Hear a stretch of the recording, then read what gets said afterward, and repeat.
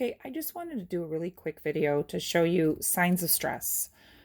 Okay, we had a little puppy went to the vet and she did not like her car ride. She was excessively drooling. Now, she didn't throw up this time, but her first vet appointment, yes, she did. And little puppies do not have enough fat reserves to store glucose, which is sugar, and can develop what's called hypoglycemia. Hypoglycemia, being low blood sugar, is very common in the tiny toy breeds. And anything can bring that out, whether it's, illness, but typically stress of leaving mom, stress of leaving their environment for a new one, definitely stress of a car ride, plane ride, and definitely stress of seeing a vet. So the things we look at, what would you do? We check out the gums. Okay. Gums should be nice and pink and moist, which it's hard to do this without stressing out further. They're good. But what people always say is, what do I do? How do I give the Nutrical? So I'm going to try and see if I can set this up and administer it.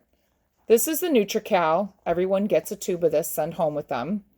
But what we do is we're going to put a little dab on your fingertip, right? Okay. She's already going to want to lick it off because she's really not having a hypoglycemic episode. I'm pretending as if she did.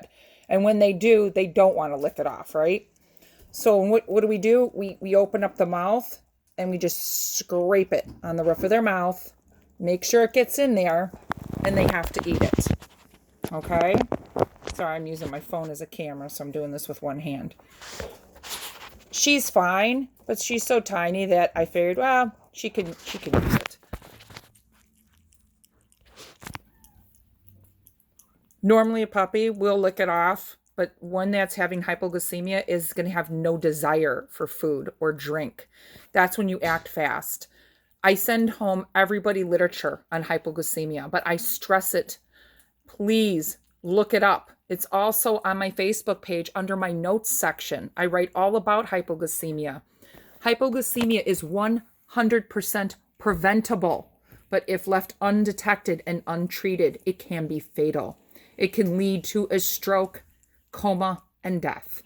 Do not neglect your puppy. And the first, I'd say 48 hours are the most crucial. You watch your baby. If your puppy is throwing up, if your puppy is dehydrated, if it acts like its head tilted to the side or kind of acting like drunk behavior, lethargic, unable to be woken up. I mean, these are immediate emergencies. You need to act fast, but prevent it by giving the doses of Nutrical. You went on a car ride. If anyone's leaving, for any type of a distance, even a 20-minute car ride, I administer something that's prescribed by my veterinarian called Serenia that prevents the vomiting. But you've got to watch the gums, and you've got to make sure as soon as you get your puppy home that it's eating and drinking and playing and acting normal. Okay? If not, you need to call me.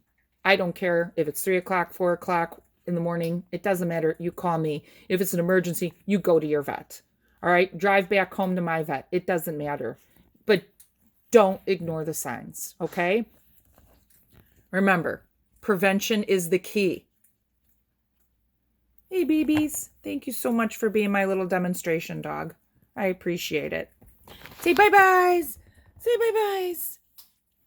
Bye-bye. Yum, yum, yum, yum, yum.